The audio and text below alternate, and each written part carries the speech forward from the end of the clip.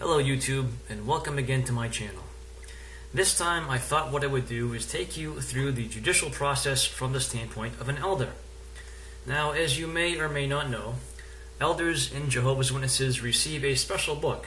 The current version is called Shepherding the Flock. It was released in 2010. That book is 143 pages, and the section on the judicial process starts on page 58, and the entire rest of the book has to do with judicial processes and their effects and ramifications and what have you. So the book that the elders receive, which nobody else can look at, is more than half about the judicial process. So what exactly does that tell you about elders? Well, you form your own opinions on that. But I wanted to read to you some excerpts from that and discuss some of the things that could result in a judicial committee. So on page 58, paragraph 1 says, elders should act promptly, in bold, when they receive a report of a serious wrongdoing so as to safeguard the congregation and provide assistance to the wrongdoer. Quotes or cites Jude 4. Neglecting to care for such matters can hinder the flow of Jehovah's Holy Spirit to the congregation. Elders must first assess whether the alleged wrongdoing, if established, is serious enough to require a judicial committee. So, this puts a great deal of pressure on the elders to, as it says, act promptly when they have uncovered a wrongdoing. So, elders take this very seriously, as I can tell you, because I have been involved in judicial committees. And when you get report that something might be going on, well, you act right away. And sometimes, if somebody confesses something to the elders at the meeting, they may even form a judicial committee on the spot with the available elders. That was direction that was given at one time. Anyway, I want to read some of the things that could result in a judicial committee. So on page 60 in paragraph 10, this is under the subheading of brazen conduct, or brazen or loose conduct. Paragraph 10 mentions one of the things that would be brazen conduct is willful, continued, unnecessary association with disfellowshipped non-relatives despite repeated counsel. So, various different sources from the Watchtower have said that shunning is a myth. That's not what the Elders book tells you. You will be considered to have brazen or loose conduct if you associate with disfellowshipped people. So anyways, another thing I wanted to bring out is on page 65. This one is under the subheading of apostasy. Apostasy is a standing away from true worship, falling away, deflection, rebellion, abandonment. It includes the following. And I'm going to go to the third bullet point. This sentence is in bold. It says, deliberately spreading teachings contrary to the Bible truth as taught by Jehovah's Witnesses. It goes on to say, any with sincere doubt should be helped, firm loving counsel should be given. If one obstinately is speaking about or deliberately spreading false teachings, this may be or may lead to apostasy. If there is no response after a first and second admonition, a judicial committee should be formed. So let's stop here just for a minute. Deliberately spreading teachings contrary to Bible truth as taught by Jehovah's Witnesses. Now, there's one fairly substantial problem with this whole premise, and that is that there is a group within Jehovah's Witnesses that regularly engages in spreading teachings that are contrary to the Bible truths as taught by Jehovah's Witnesses. And that group of people, of course, is in charge of publishing the literature. Every single time that there's new light, that new light is contrary to what has been taught before. Some things to think about, for example, are the new way that they approach their understanding of the Bible. That's a radical shift. They no longer believe that some of the parables in the Bibles are prophetic unless there's reason to believe it. That's a massive shift. The governing body has recently been defined as the faithful and discreet slave within the past couple of years, which is contrary to previous teachings. So, when you get right down to the bare bones of what's going on, that group has been spreading teachings that are contrary to the Bible-based teachings of Jehovah's Witnesses. But they get to say that going forward that their new understandings are going to be the teachings. So while the rank and file would be accused of apostasy for doing what they're doing, indeed the governing body on a regular basis gets away with committing apostasy and enforcing their beliefs on everybody that is one of Jehovah's Witnesses. So they have a slightly different standard for themselves of what is apostasy than for other people. For other people, what this really should say is not agreeing with what the governing body is currently teaching as the Bible truth that will be taught by Jehovah's Witnesses. Only the governing body has the right to spread teachings that are contrary to truth previously taught by Jehovah's Witnesses. Anybody else who tries to do that will be subject to a judicial committee.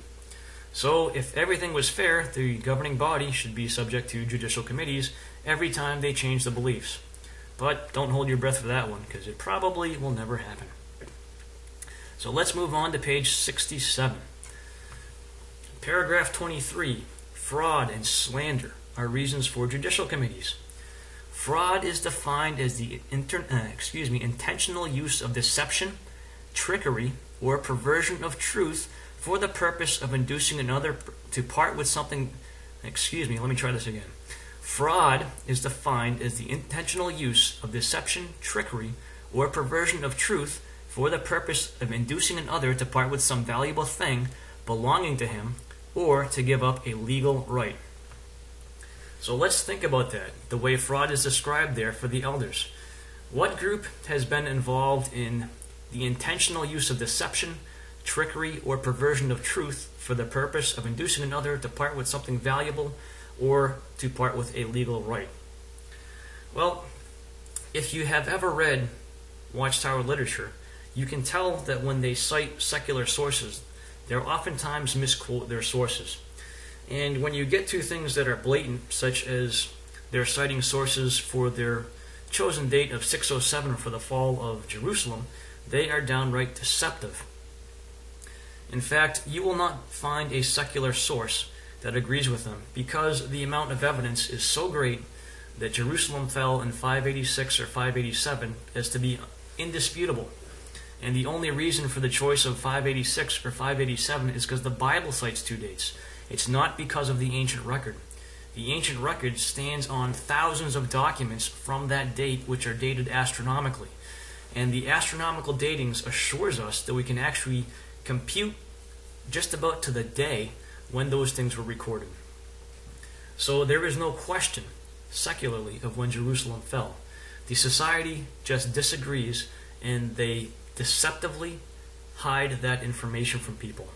And they pervert the truth, and they misrepresent the truth in that area. So why do they do that? Well, their specific reason for doing that is to part people with valuable things, such as their money and their time. They specifically mislead people to their own beliefs so that people will believe that they are something they are not. This causes people to spend inordinate amounts of time and live their entire life based around something which is not true. It persuades people to give up large amounts of money sometimes, leaving their estates to this group. Can you call that fraud? I'll let you make that decision for yourself. In the same section is slander. I'm reading this right again from the book. It says, slander is defined as a false report meant to do harm to the good name and reputation of another. Such talk is generally malicious. Slander is not identical to negative gossip. Negative gossip may be true. Slander is always false. Negative gossip requires counsel but not judicial action. So let's think about the way they describe slander. So it's intended to destroy the good name of another. Who can we think of that regularly commits acts that are intended to destroy the good name of others? Well, how does the society refer to those who have left? They in the past have referred to them as mentally diseased, as being poisonous, as being wicked, and all this without even trying to refute their arguments. Would you consider that to be malicious? I think you could probably categorize it there. And why do they need to do that? Because they cannot allow people that disagree with them to have a good name or a good reputation. They have to destroy that reputation. They have to destroy that good name. They can't let people know that people can leave their organization for honest and upright and positive reasons. Therefore, they engage in a willful, malicious, and continuous program of slander against such individuals. So, along the same lines, and at the bottom of the page, 68 is reviling. Reviling involves subjecting a person to insulting speech, heaping abuse upon him. So once again, do they heap abuse upon those who leave them, upon those who disagree with them? Of course they do. We just talked about how they call them evil people who are poisonous and what have you, and they've used the term mentally diseased. So maybe by now it's apparent to you why I've chosen these issues to talk about in the judicial process, and that is because there is a group within Jehovah's Witnesses that would stand condemned on these accounts because of their repetitive, long-standing habit of utilizing these tactics and of being these people. They have been committed fraud in front of millions of people over the course of decades. They have slandered people in front of millions of people over the course of decades. And they have committed apostasy multiple times over the course of decades due to changing their teachings or teaching things that were contrary to previous teachings of Jehovah's Witnesses and cloaking that in new light. Who is that group of people? Well, that should be obvious at this point. That's the governing body.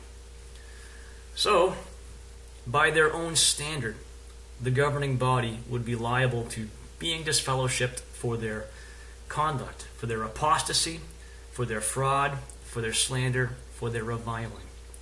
Them, the whole service department, and the whole writing committee would be complicit in that whole course of action.